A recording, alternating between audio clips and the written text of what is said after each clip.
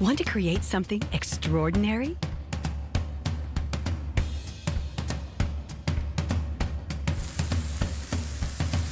Create perfection. Our lifestyle appliances make it easy.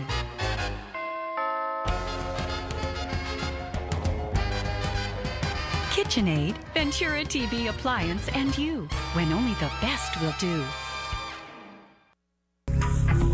We need help to find this missing child. Delano Wilson was 1 month old when he went missing. He was last seen in Indianapolis, Indiana, August 27th of 2014. If you have any information, please call the National Center for Missing and Exploited Children at 1-800-THE-LOST. That's 1-800-843-5678. Please help bring Delano Wilson home. Hi, I'm John Mallos. Welcome to this live edition of Connect with Me on the showroom floor at Ventura TV on this Friday. Today is well, it's an interesting show. We've got several different guests here. We'll be talking about the Baltimore riots later in the program. We'll tell you what happened today with some of those charges being filed against some of the officers. But first, in the first half hour, we're going to talk about burlesque. We've got two guests in the studio today to talk about that. 436-ME-TV, option 11. We're back with our Friday morning version of Connect with Me in just a moment. Tonight I want to discuss the importance of the television medium to the American people.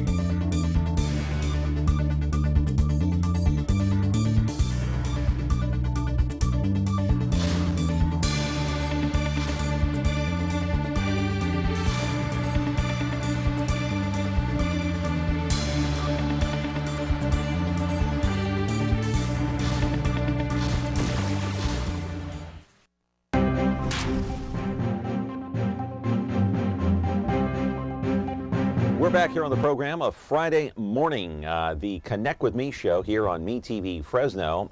As usual, my friends, and I'm glad you're with us because we've got a barn burner of a show, so to speak. We're going to talk about the Baltimore riots, of course, later in the program here. We'll have a special guest from the Black Chamber of Commerce in the building today from the Fresno Black Chamber, and then we're going to kick things off with a burlesque show here. But first, it's time to remind all of you that you're watching us live on Comcast Channel 187, 43.6, and 13.1. That's the version of the show you can watch live every Monday through Friday between 10 and 11 o'clock in the morning. Later in the day, your replay on your television set that comes directly into your living room comes up at 2 o'clock in the afternoon. 13.6, 8 o'clock at night on 4.6 Biz TV, and then the Twitter account at John Mallows Me TV. Well, as mentioned here in the first half of the program, you know, one of our guests here today has been a guest here before twice. She's a return guest, her third appearance on the program, talking about burlesque. And we're going to show you some videotape here. Let's roll it right now because they have a program coming up in May that we're going to talk about. It's called the Spring Fling. That takes place on Saturday, May the 16th at Frank's Place. In fact, we got a flyer here on the desk talking about that. Frank's Place is located in Fresno. And yes, the Burlesque Society has been on this show before, as I mentioned, including its founder, Amanda Allure. It was her zany, crazy idea to start this thing, and you know, she started as a belly dancer, fell in love with burlesque after watching a video of Sally Rand doing her iconic feather dance, and some video you're watching there. Burlesque is described as a striptease dance that started back in the 17th century, as many of you know. Started back in Italy, moved to France, made its way to England, the mother country, of course, and then it arrived here in this country in the good old U.S. of A. Live in our studio right now is Desmona Bengail and Amanda Allure. She is the founder of the Fresno Burlesque Society. They are both here to answer your questions about the program and about what's coming up here on Connect with Me, 436-ME-TV, option 11. They're both here, so we'll show you some video. Hey, and I'll show you one very interesting picture, a still photo of one of our guests later in the program. You'll be surprised, my friends. 436-ME-TV, option 11. Glad you're along. It's Friday. The weekend is almost here, so be happy. We're back in just a moment.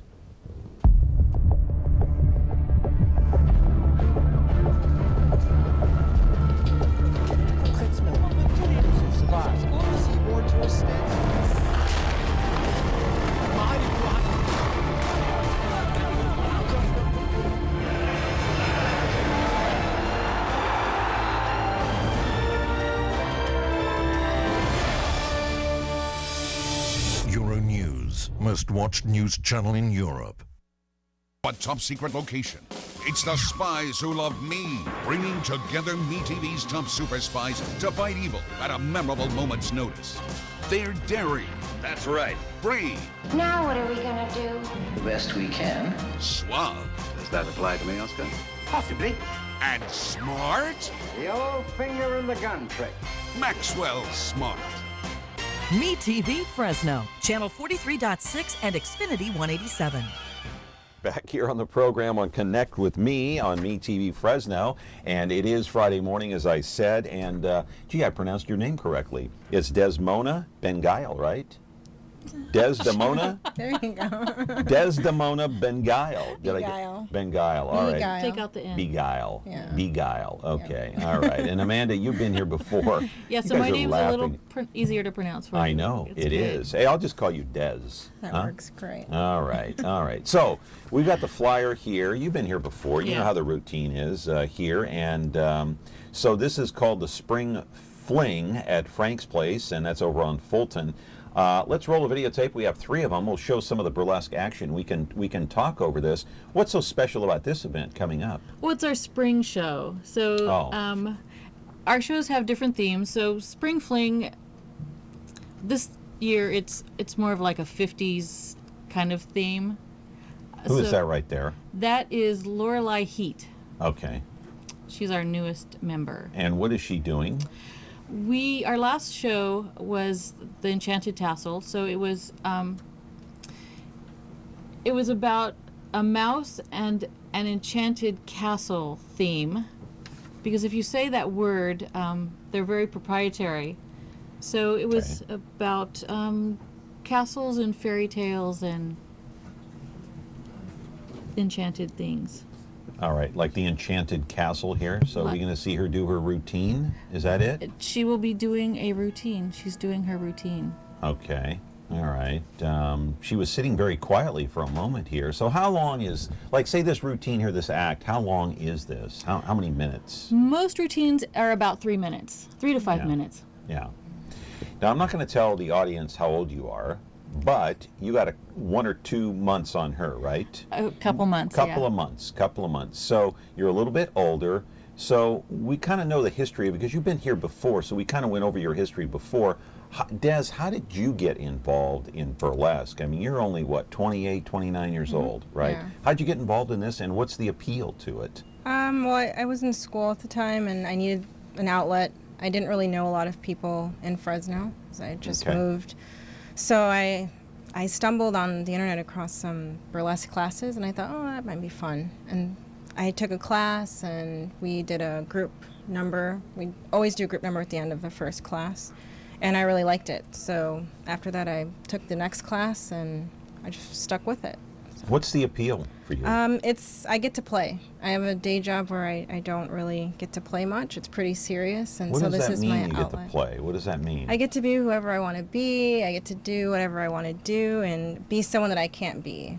You know, this imaginary person that you can't be? Imaginary person I can't be. Okay, we have a still photo of you being this imaginary person that you can't be during normal life. There you are during the act. All right, now let me just tell you something. If I saw you in that outfit standing over my bed at 3 in the morning, I would probably have a heart attack. I think most people would. So what's the? I'm not making funny. I'm just joking around here. We're just making fun. But so what's the character? Tell me the character. I was a zombie. You're a zombie? I was a zombie. How I came up with that character is I was doing a show, SuperCon in Miami, about 1.5 years ago, and Walking Dead was really big then, and they were. You like Walking Dead, do you? I had to start learning to like Walking Dead to get some inspiration for that show. And so my other troop leader asked me, let's see if you can do zombie burlesque. And so I started watching Walking Dead, and that's what I came up with. So you're the Walking Dead of the Burlesque Society, is that Pretty it? much. I do dead well. I try to do dead sexy, so. So you seem like the quiet type. I mean, as soon as I walked in here, I noticed that you were kind of quiet. Okay. So do you have this like flip side to you that nobody knows about? Pretty it's much. Like crazy? Kind of. Really? That's kind of why. Have you seen that side of her? Mm-hmm. You have? Mm-hmm. What's it like? I think we're all like that. Yeah. We're all kind of quiet. Not you. When I'm my regular person, I'm quiet. But you're not quiet with me. You're pretty. Well, no, but you seem like yourself with me. I'm as well, sort of. I've been doing this so long that they've kind of melded together a little bit. Yeah. But yeah. I like your outfit, by the way. It's really interesting. And caller, you're on the air. Go ahead. Yes, I'd like to ask the question to both of your guests. Do they find that women go to their shows more than men? And do you have a training sessions with younger girls that want to get into this field? Those are only two questions I want to ask. But especially, are they women going to your shows? That's what I want to know. Yes, our shows are very co-ed. They're men and women. Boyfriends or husbands will bring their wives, or wives will bring their husbands or boyfriends. So it's a very co-ed. Or you'll have a group of girls together or a group of guy friends together. So it's both. And then as for training, we teach classes twice a year. You have to be at least 18. Yeah. Mm-hmm. Well, she fits the bill. She fits the bill. Yeah. Hey, let me ask you something really quick. I got to go to break, but do both of you have boyfriends? I want to ask that question. Do you have a boyfriend? Yes. You do. What does he think of you being in burlesque? He works the show. He works the show. And what about you? No, I'm single. Oh, okay. You're single, so there's no issue. But no issue with your... Okay. If it's an issue, he goes, and I continue dancing. We're talking with Des and with Amanda, and we're going to be back here talking about the Burlesque Society, and there's a big program that takes place at Frank's Place on Fulton Street on May the 16th. It's called the Spring Fling 2015. Back with your phone calls and more of our show in just a moment. Retro TV, your home for classic television. The greatest shows in history are here for you to enjoy. Join Cosby and Culp as secret agent men in I Spy. Ride along the Ponderosa with the Cartwrights in Bonanza. Hit the beat with Joe Friday in Dragnet. And that's not all. Retro TV offers endless fun and excitement for the whole family to enjoy. Retro TV, the best in classic television. You can find Retro TV on over-the-air channel 13.4. We need help to find this missing child. April Andrews went missing when she was 15 years old. She was last seen in Pea Ridge, Arkansas in November of 2006. This is what we believe she looks like today at 23. If you have any information, please call the National Center for Missing and Exploited Children at 1-800-THE-LOST. That's 1-800-843-5678. Please help bring April Andrews home. Back here with our program on Friday morning. Connect with me on MeTV Fresno, and we're talking with Des Damona and Amanda, both members of the Burlesque Society here. You're the founder of the Burlesque Society, Amanda, and you're a new member, fairly new, or Des? About maybe 2.5 years, but I left and then I came back. She's a returning. I'm a returning. You're a return member. guest, Mm-hmm. Not here, but in burlesque. Yep. And so, how long have you been doing it all together? About 3 years. About 3 years. Mm-hmm. Okay, you're not from Fresno. No, I'm and not. You're from Wisconsin. Wisconsin. Okay. Roll the videotape again and show you exactly what we're talking about in terms of burlesque. What is, I mean, when the performers get out on stage, what's their mission statement? What do you want to accomplish? They're telling a story through dance and having fun and having a performance where the audience also has fun. So they're connecting with the audience in a mutually pleasurable situation. I see. Now, why don't you have more than one burlesque dancer up on the stage at one time? We have... Can't you do a performance simultaneously with someone else? We have duets. We have duets. You do? We have group numbers. Right. Okay. Mm-hmm. Sometimes it's just easier to work your own number, but there's group numbers and solos and trios. So it's not unusual. Right. Okay. And so for you, what's your main goal when you get up on stage? What's going through your head? besides The Walking Dead? Just to engage the crowd, and they're there for a good time. They're there to be able to enjoy whatever it is that they want to enjoy, and I'm there to connect with them and to help them get to that place wherever they want to be. The caller talked about the clientele. You do get women in there. Mm-hmm. Do you get younger people? Do you get couples? Do you get older men, older women?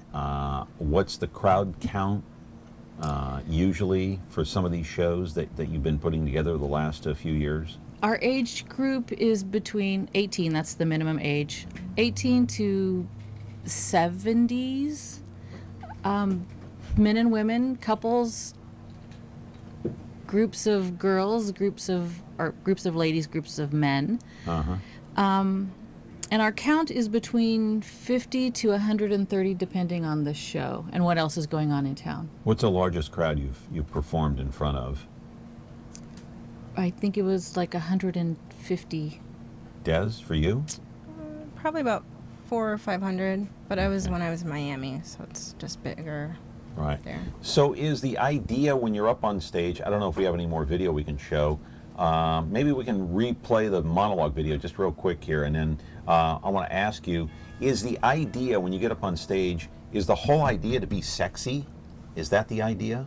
Not if that's what your character, it depends on your character. So if I'm doing a performance where I'm a bag lady, I'm probably not going to be sexy in the beginning, but I can turn sexy after the bag comes off. So that's not necessarily the point of the performance, being sexy.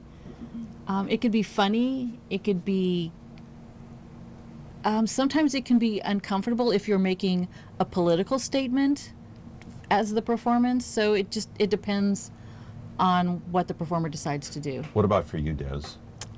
How can you answer that? Is your idea to get up there and be sexy? It really depends on what I am trying to do. I usually do more of a sexier side. There's other ladies in the troupe that do more political things, and they've got more satire, and they're acting more. But for me, I'm more of a dancer, and so for me, it's expressing myself to the audience through dance. So you're trying to make a political statement at any time? I'm not usually the one that does that, but I do appreciate some of the other ladies that do. How about you? Any political statements in your routine? I mean, I guess my only one that I could think of would be like Lowrider, which is a take on my youth growing up with the guys in flannel with their one foot against the wall. So in the car, riding in the back seat, with bouncing car. The bouncing car up and down. Yeah. The bobblehead in the back, or in the front, or both. I have a little Chihuahua bobblehead. It's right. We're going to take a quick break here, come back with our final segment here with our two guests, and we're talking about Fresno Burlesque Society, 436 MeTV option 11, and this is your Friday morning version of Connect with Me. Back in a moment. Frigidaire. We introduced the first home freezer, the first pulsator agitator washer, and now we introduce the Frigidaire Orbit Clean dishwasher, designed with a unique wash arm that gives you 4 times more water coverage for a consistently better clean. Frigidaire, over 90 years of legendary innovation. See the full line of Frigidaire appliances at Ventura TV Electronics and Appliances. Hello, I'm John Walsh. We need your help to capture this fugitive. Francisco Molina Nieve has been on the run since March 2008. The police and the FBI need your help tracking this coward down. He's wanted for brutally beating his girlfriend and for the use of a firearm. He has 3 freckles and a crescent shape under his right eye. Call the Colorado FBI at 303-629-7171 if you know where he's hiding. Back here on the program, Connect with Me on MeTV Fresno, and we're glad you're here on this Friday morning talking about Fresno Burlesque Society and their spring fling that takes place on May the 16th at Frank's Place. How do people get tickets? I know I see on the flyer here they're $15 each. Is that what you pay in advance, or what? It's what you pay in advance. You can go to www.warners.org to buy online tickets, and you're considered a VIP, which means you get to sit in the front, at the front tables. And then you can also buy tickets at the door. You get dinner? There's dinner available to purchase if you want dinner. There's a caterer that comes and there's a catered dinner. And then beverages, you know, adult beverages. So, Des, let me ask you, how many hours of practice do you put in for this? For each show, maybe 20 hours, give or take. 20 hours of dance. Week? Oh, no, just leading up to the show. Okay. And then if I'm doing costuming, that's a lot of more hours. Do you look at videos of other burlesque dancers to get an idea of what you want to do and how to do it? I do, and I also look at videos of my own performances to see, like, oh, that didn't look so good, or that looked really cute, and so like Amanda here kind of knows the history of burlesque. Do you know the history of burlesque a little bit? Did you follow it? A little bit. I'm not as well versed as Amanda is, but I did look into it when I was first getting into it. Like she was looking at Sally Rand and some others. Did you look at any of those people that preceded all of us? No. You didn't. I did more of the modern, so more of the Dita Von Teese, things like that. Yeah. So your character, and I want to put your picture up on the screen one more time here before we go, because it is very interesting. It's a zombie, and is there anybody else trying to emulate this? I don't think so. You're the only one, huh? Yeah, I try to be different. What's the crowd reaction too when you come up on stage with this outfit here? It was kind of surprising because I didn't think people would like it, but I don't know, maybe there's a lot of necrophiliacs in the audience. I'm not sure, but they seem to enjoy it. So. You could probably include me in one of the in the group there too. It is pretty eye-catching, and is that the idea? Is to be eye-catching, like to get the wow from the crowd, like wow, look at that, look at her. Is that your goal? And I like to help people think outside the box of what is sexy. You know, I think society has these ideas of what sexy is, and there's a lot of different things that are sexy. So, Amanda, how are you going to top that in your performance? We'll have to see. Is there a competition amongst the women? No, it's very teamwork. Oh, come on. Give me some juicy stuff here. I'm sorry. We are so fortunate in the group that we have that we all get along, and we're all very helpful in, hey, costuming ideas, or you might want to try this move. There's no jealousy at all. Not in this group. I mean, nothing. I've been in groups where it was bad, but this is we make sure that there's no divas, there's no stars. We all work together to. You don't have a diva in the crowd there. I'm not the star. I'm not the diva. We work together to put on the show together. Yeah. So you're not going to try to top her outfit, huh? I'm an instigator. I'm trying to. I have done a zombie number, but she's better. Does it better? She does it much better. Yeah. Well, anyway, I failed in my attempt to instigate. You did. I'm sorry. Yeah. All right. But anyway, let's plug it one more time. Here's the flyer right here. You can go online where? At www.warners.org. Okay. It's the Warner's theater site, and we'll have a little picture of us, and you can buy a ticket online. All right. And is there a phone number at all that people can call, or no? Oh, I can't remember what the Warner's theater phone number is. I guess. But I mean, is there a number to the Burlesque Society, a general number that they can call? Usually, you could either find us on Facebook, or you can call the number that I use for my business number, which is 559-365-8518. Okay, that was a little fast. 365. 559-365-8518. Tremendous. 518. Tremendous. Spring Fling 2015, May the 16th at 8 p.m., $15, Frank's Place, 1432 on Fulton Street here in the city of Fresno. Des, I appreciate your time. Thanks for coming in. I really appreciate it. And good luck to you on the show. Thank you. Yeah, I love your outfit. Amanda, always good to see you. Thank you. You know, you're always welcome here. Yes, thank you. Okay, that's going to do it for this segment right here. We're going to come back with our second guest talking about the Baltimore riots and the latest as to what happened this morning with the State Attorney General in Maryland. Stay tuned for that. 436 MeTV option 11. Back in a moment. Hello, I'm John Walsh. We need your help to capture this fugitive. James Bell is an alleged child predator. Bell's wanted for molesting 3 girls ages 9 through 13 while working at a local YMCA in 2003. He was arrested, then fled. Bell has worked as a gymnastics instructor, coach, and a computer repairman. Bell could be anywhere along the West Coast. If you know where he is, call 617-742-5533.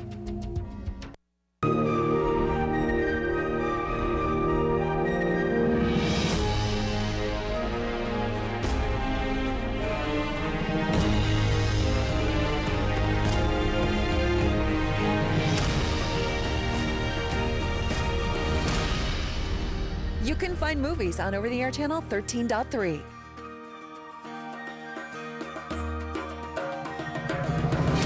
Movies. Our name says it all. The Ballad of Andy and Barney. Andy and Barney were lawmen, bravest you ever did see. Warned every crook in the record book to stay out of Mayberry. They were the law. Yes, they were the law, and they didn't know fear. The Andy Griffith Show. I guess to sum it up, you could say there's 3 reasons why there's so little crime in Mayberry. There's Andy, and there's me, and baby makes 3. Now on MeTV Fresno. Frigidaire. It means the first refrigerator. It means a history of innovations that help make your home life better. And now we introduce the new Frigidaire French door refrigerator with over 100 ways to organize for maximum flexibility. Built with adjustable flip up and slide under shelving and stackable crisper drawers. It's the refrigerator that flexes to fit it all, no matter what your day will bring. Frigidaire, over 90 years of legendary innovation. See the full line of Frigidaire appliances at Ventura TV Electronics and Appliances. We need help to find this missing child. Alexandria Lowitzer was 16 when she went missing. She was last seen in Spring, Texas in April of 2010. This is what we believe she looks like today at age 20. If you have any information, please call the National Center for Missing and Exploited Children at 1-800-THE-LOST. That's 1-800-843-5678. Please help bring Alexandria Lowitzer home. Tune in to Heartland for the best in true country music. Relive vintage specials, one-of-a-kind concerts, and country music's earliest videos. Heartland is the heart of country. The only place where you can find country music, country stars, and country lifestyles 24/7. Heartland, the heart of country. Now on channel 13.2.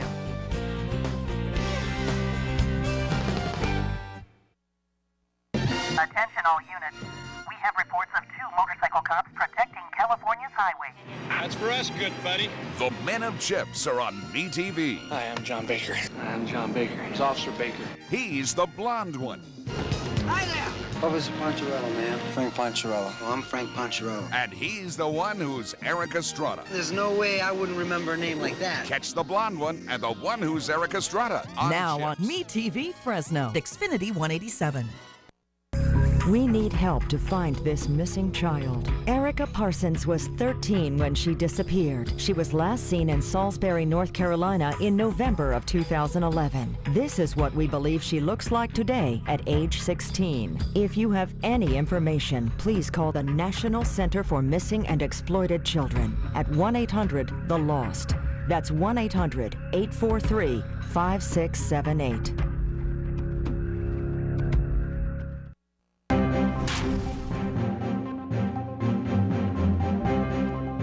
Welcome back to the program here on Connect With Me. The second half of our show here today, the Friday version of Connect With Me, 436-MeTV option 11. There is an open line here. We're going to kind of get more serious, and we appreciate Des and Amanda coming in talking about burlesque, but we're going to kind of get serious now about our next topic. And the latest now from Baltimore in the Freddie Gray case, the state attorney general there in Maryland, Marilyn Mosby, has decided that she is going to file murder charges or manslaughter charges, perhaps, against some of the officers who arrested Freddie Gray. I want to go to the videotape and show you that arrest, my friends. It is rather disturbing. The announcement came just a couple of hours ago when Mosby announced to the world that Gray's death had been ruled a homicide by the medical examiner, that police were responsible. Charges against some of these people could include homicide, manslaughter, misconduct charges. As you can see, this amateur video, the officer seen dragging Gray into a police van, but somewhere along the way he suffered a spinal cord injury. This was on April the 12th. He died from his injuries just 1 week later. You will see the officers here literally just drag him to the van itself. Mosby, in her news conference today, said the fatal injury occurred to Gray while he was riding the van without a seatbelt. Now, as you can see right here, riots breaking out on Monday in the city of Baltimore. Remember, yesterday, the Washington Post reported that a prisoner sharing that van with Gray told investigators he could hear Gray banging against the walls and trying to intentionally injure himself. In the meantime, he's come out just recently in the last day or so retracting that statement.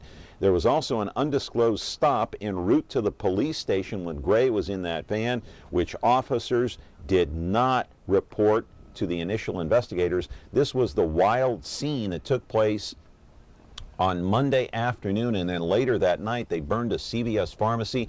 Riots breaking out on the streets of another American city. Live on our show right now to talk about this is Tate Hill, the head of the Fresno Black Chamber of Commerce, and you are welcome to call in as well. 436 MeTV option 11. What do you think about the possible charges now being filed against some of these officers?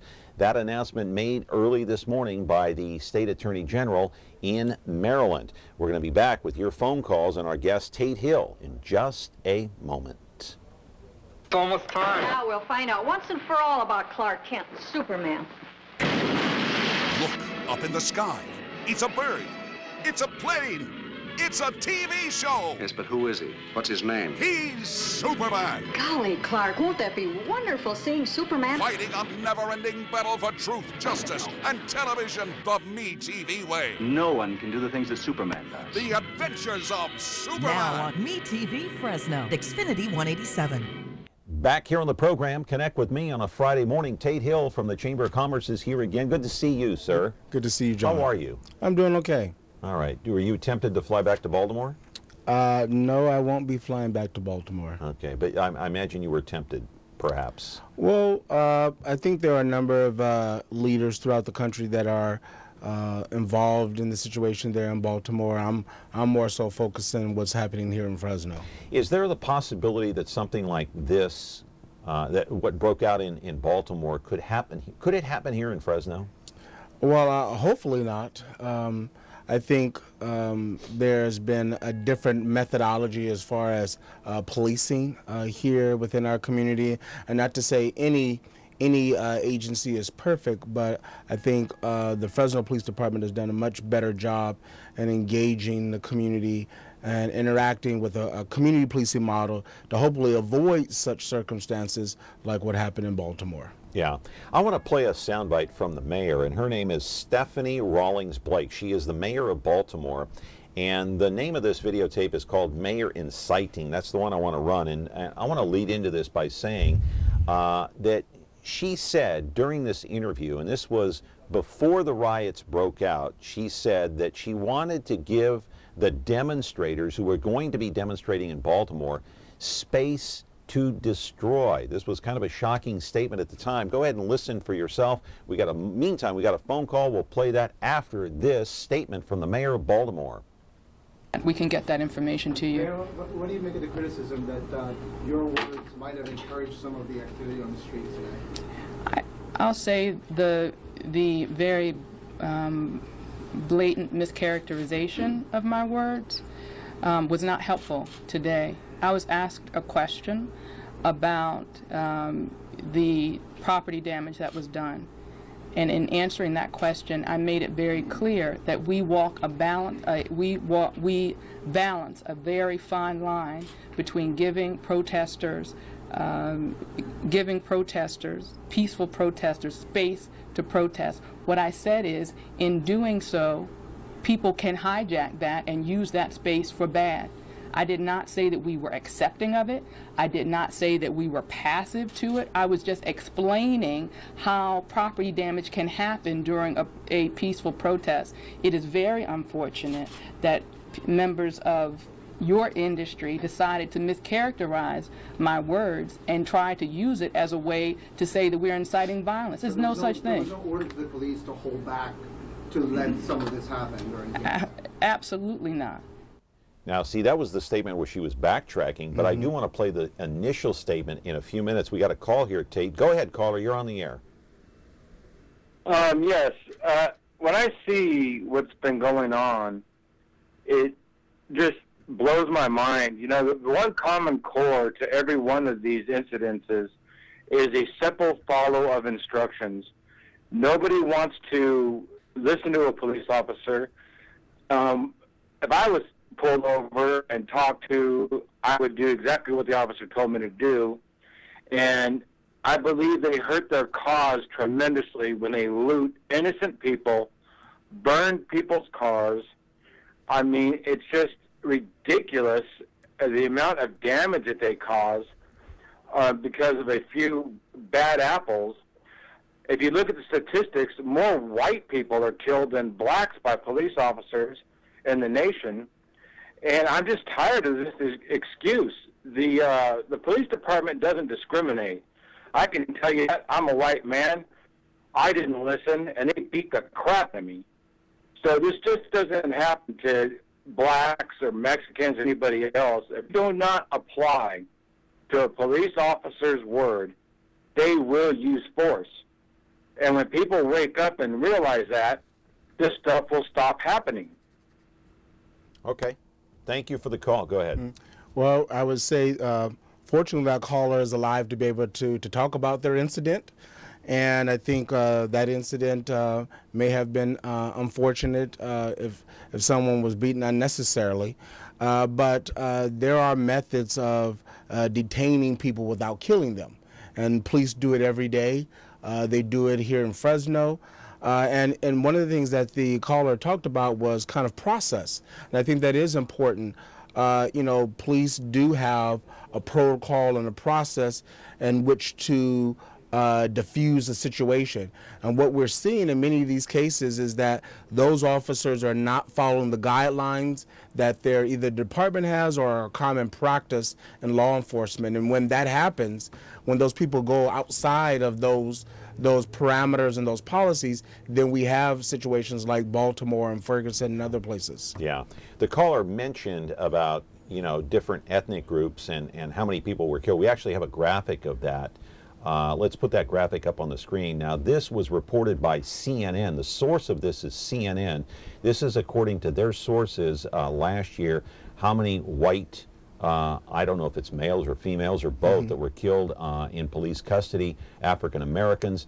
But the point being, irregardless of these numbers, whether they're accurate or not, or how accurate they are, I don't know. But again, the source is CNN. The point is, if anybody is unarmed, they should not die in police custody. I agree. Am I right? It doesn't matter what ethnic group you are. Definitely. You could be Asian, you could be Hispanic, you could be Native American, you could be white. You should not die in police custody if you are unarmed. Definitely. And if you look, I mean, while the number of Caucasians, just based on that number, are more than African Americans, African Americans only account for about 12 to 13% of the population. And so, you know, we're 23% of those that were killed, or approximately of that, were disproportionately being killed in those situations. And I agree, though, John. You know, a person, death should not have to be the ultimate consequence in a unarmed situation. And again, there are officers every day that are engaging with people that are unarmed, and they're not killing them. And so there are thousands of arrests and interactions that police are having. And so while the vast majority of those experiences are played out properly, it still does not excuse those that don't. Yeah. We're talking with Tate Hill. He is the president, the CEO, the chief cook and bottle washer. He does everything, basically at the Fresno Black Chamber of Commerce, and we're glad he's here today to offer some insight as to what happened in Baltimore and see if, hopefully none of this will ever happen in the city of Fresno. Hopefully we have it under control and the police are more engaged in the community. We're going to come back with your phone calls, 436-MeTV, option 11. We have a line open. A lot more to talk about, and we'll get to the mayor of Baltimore in just a moment. When you're looking for Whirlpool innovation and quality, who has the answers, the selection, the price? Ventura TV Appliance. With billions in nationwide appliance buying power, more than Home Depot and Best Buy combined, we'll help you save. Our low prices on Energy Star qualified Whirlpool appliances save you energy and money and pay no interest on select models when paid in full within 12 months. Ventura TV Appliance, serving you since 1951. Back here on the program, connect with me on MeTV Fresno. We're just talking why so many incidents recently regarding the police in the last year or so involving unarmed people. I mean, it matters not what race you are. It matters whether or not this was an injustice, does it not? I definitely agree. And if you look at those that are protesting, while and we saw that whether it's here in Baltimore or Ferguson and other communities, that is not just necessarily a black issue. And those that are protesting are not just African American. You see people of all ethnicities, all races, genders, from different socioeconomic issues that see that this is a justice issue. And for us as Americans, we've always been concerned about how we were policed and governed.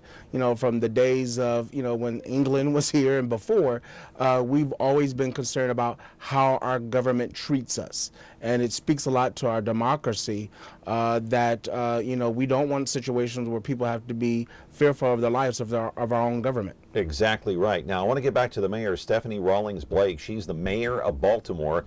You heard the statement. That was the retraction. She said, well, not sort of a retraction. She was kind of backpedaling from the statement that she made originally. You heard that statement here just a few minutes ago. But I want to play the videotape and the soundbite that's called Space to Destroy. She basically said in that initial news conference before all hell broke loose in Baltimore, she wanted to give the protesters space to destroy.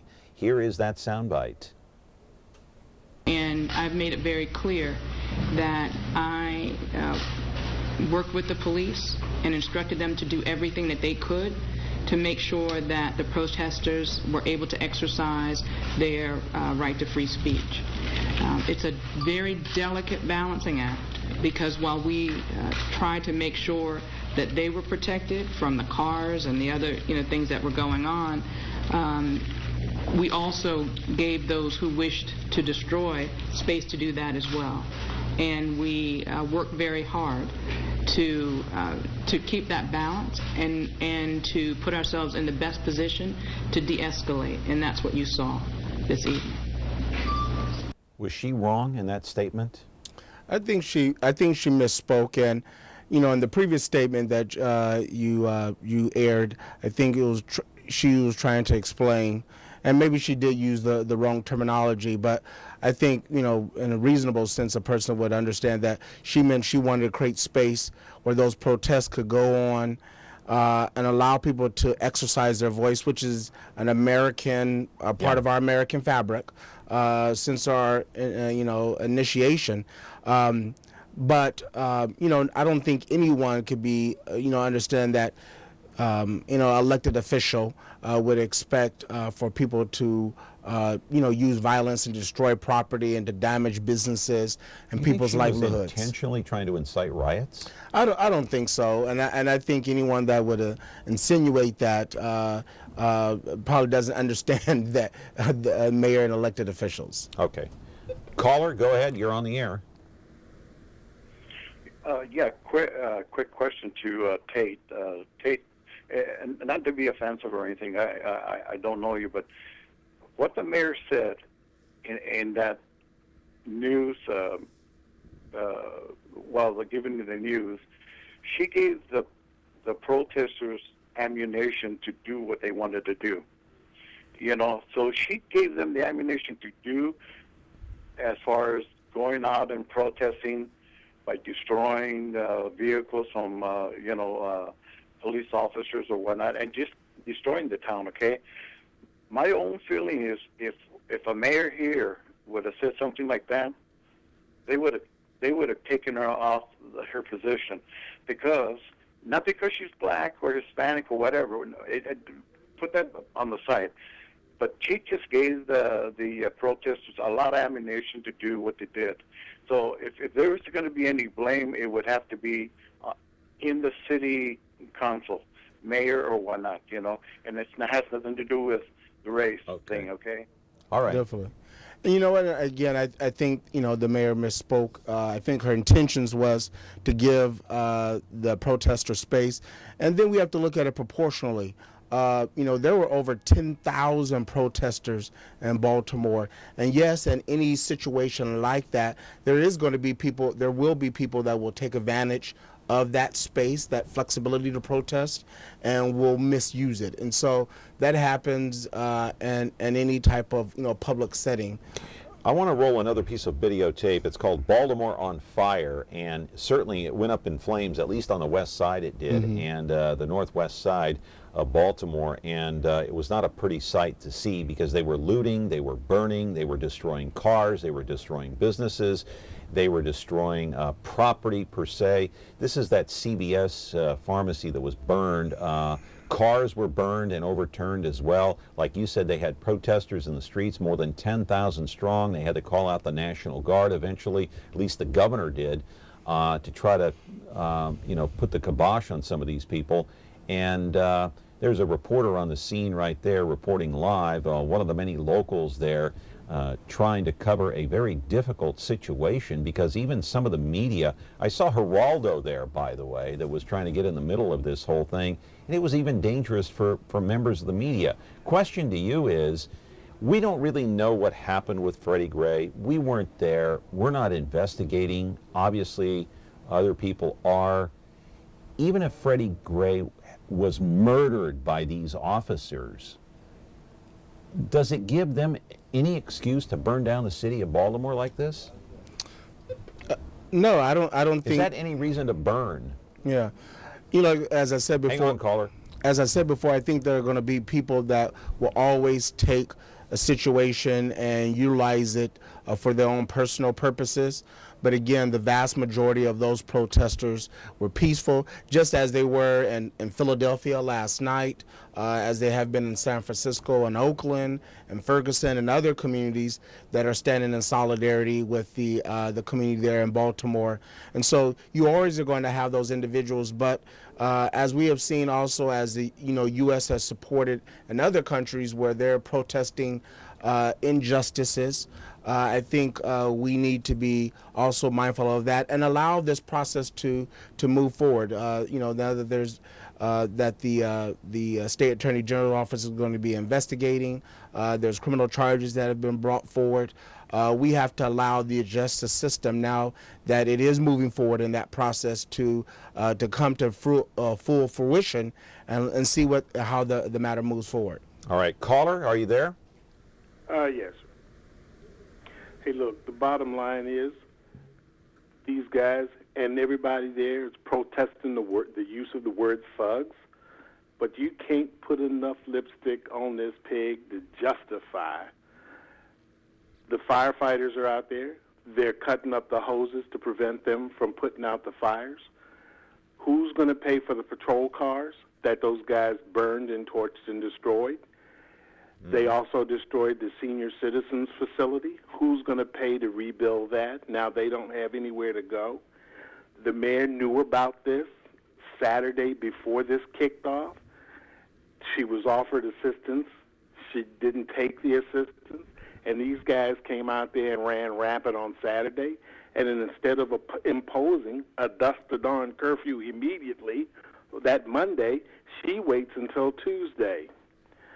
She was just straight up wrong in her leadership, and come election day, she's going to have to answer for this stuff. And I mean, she just was asleep at the switch on this one. I'm sorry.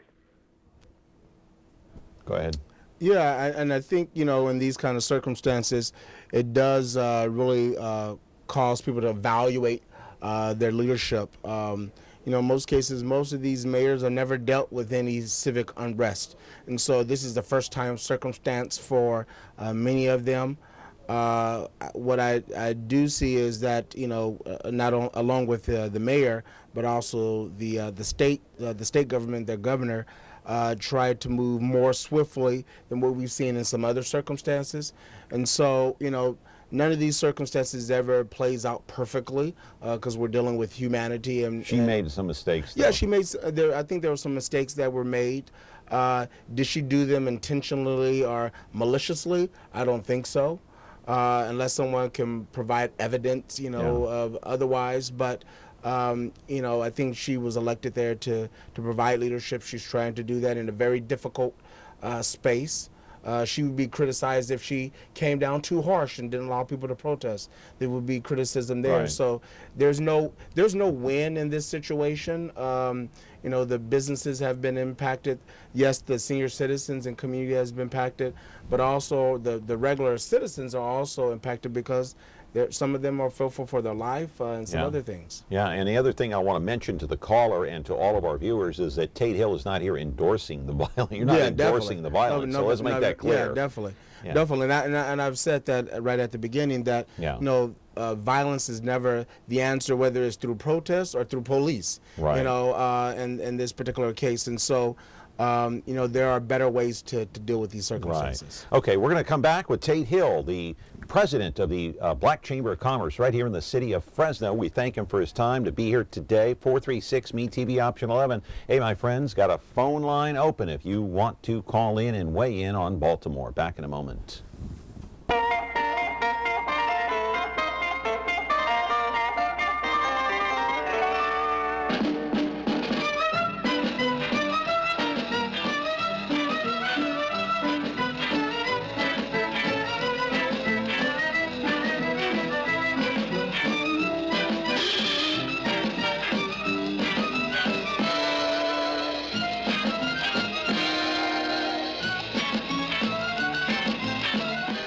Back here on the show with our friend Tate Hill. Turns out he's a good friend of this show's, and we're glad he is here from the Fresno Black Chamber of Commerce to offer his insight. And I want to take you to the Freddie Gray video again. We don't know what happened, but I got to say the medical examiner's office yesterday said they either didn't know or there wasn't enough evidence to bring charges, either homicide, second-degree murder, charge against the office. Today, 24 hours later, they switched. We don't know why, and I'm not going to ask you to speculate. Something happened, though. We don't know what. So they must have come across some kind of evidence that showed them, hey, these guys were responsible. Maybe they took a second look at the evidence. We don't really know.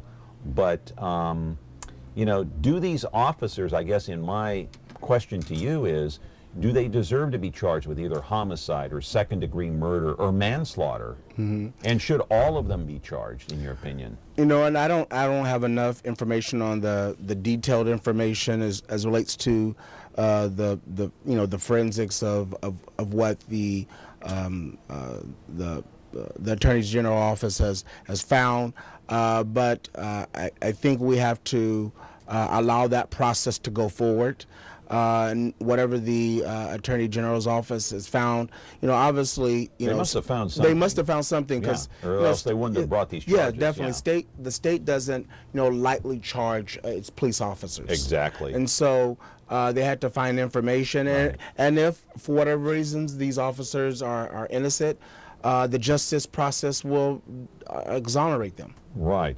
This is a very depressed area of the city of Baltimore, especially the west side. People that are claiming they don't have jobs. This country has set forth policies, not only this president, but in previous administrations, where they're sending jobs overseas. Maybe that's part of the problem.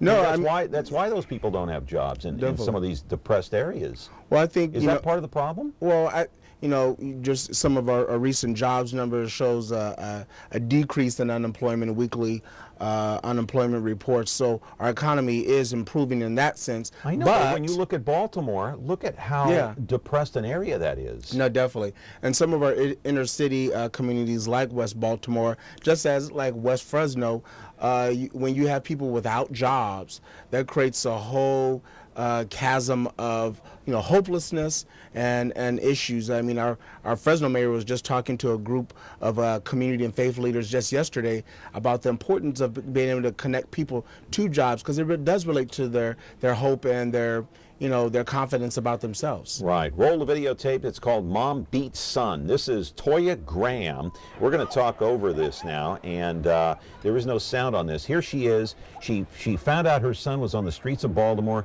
She went and literally slapped the living daylights out of him, and using a lot of foul language. And you know what? I got to tell you, Tate, I'm going to get your opinion about this, but I'm going to give you my opinion. If that were my son, I'd have done the same thing, maybe worse. Yeah. What's your take? I think this is a mother that's saying, no, what, my son is not going to be a victim of protest violence or something that happens. And she says, you're not going to be another victim. And so, each parent has to deal with their children differently. But I think that mother was, looking out for her son. She probably was saying, I don't want to be the next mother, weeping over my child because of something that's happened. Yeah, well, that child is lucky that one of those hooks, those right hooks or even a left hook, didn't take him down, man, because she's mom of the year as far as I'm concerned. Yeah, I mean, definitely. Not my child. I don't want him out there. So Toya Graham appeared on CBS this morning with Charlie Rose and Nora O'Donnell. It was her first live interview nationwide to a nationwide audience. Of course, here's what she had to say to Charlie Rose and company on the CBS Morning Show. So after speaking with the police officer, and he pointed across the street from Mondawmin Mall, I stood there on the same side as the police with the shields, and they were throwing bricks. And I was like in an awe, like it was like, oh my God. And to see my son come across the street with a rock in his hand, I think at that point I just lost it. You recognized the baggy sweatpants. I recognized the baggy sweatpants. He did have the hoodie on, and he did have the face mask on, but it was something about those sweatpants he had on. And you also made eye contact. And we made eye contact. And What's remarkable is this, and for me, is he clearly had respect and fear of you. Yes. Because as you were pushing him and doing that sort of right hook you had, he was backing off. I mean, what was he saying to you? Mom, mom, mom, okay, mom, okay, mom. And I was pretty much just telling him, how dare you do this? I actually went to view Freddie Gray's funeral, body, and if he wanted to do that, I would allow him to. Even if he wanted to stay home from school to go to the funeral, I would allow him to do that. But for him to do what he was doing, it was just unacceptable. That's exactly right. Definitely. The mother, one of the things that the mother pointed out, there were other ways for him to be able to demonstrate support, and having a rock or brick in his hand wasn't the way to do it. And so I think she demonstrated good motherly leadership and helping her son understand, that's not the route to go. And again, she probably didn't want to find herself in the same circumstance. Wow. And for those that said, hey, she's lucky she didn't get charged with child. You know what? That's not child abuse. That's not crazy. Yeah, she was saving her child. She was saving her child, and you know what? You don't have kids, but when you do, you'd have done the same thing, I'm sure. Oh, no, definitely. If I would have found one of my nephews or anybody that I knew out there, I would have take them out, man. Yeah, take them out. That's definitely what I'd have done. Oh yeah. No. Okay. And if you want to take me to jail for doing that, fine. Yes. At least my son or my family member is alive. Right? Yeah. And they're not in jail. All right. Go Taya. I'm for her. Tate, thank you so much. Thank you. Hey, come back. You're a friend of this show's. I appreciate it. Anytime you're welcome. Definitely. All right. Tate Hill, the president of the Fresno Chamber of Commerce, the Black Chamber of Commerce here in the city of Fresno. Of course, we thank him for his time. He's a very busy guy. So we're going to come back on Monday. Monty Torres of KMPH Fox 26 is going to be here. We'll talk more about this Baltimore situation with him and much more. See you then. Have a great weekend.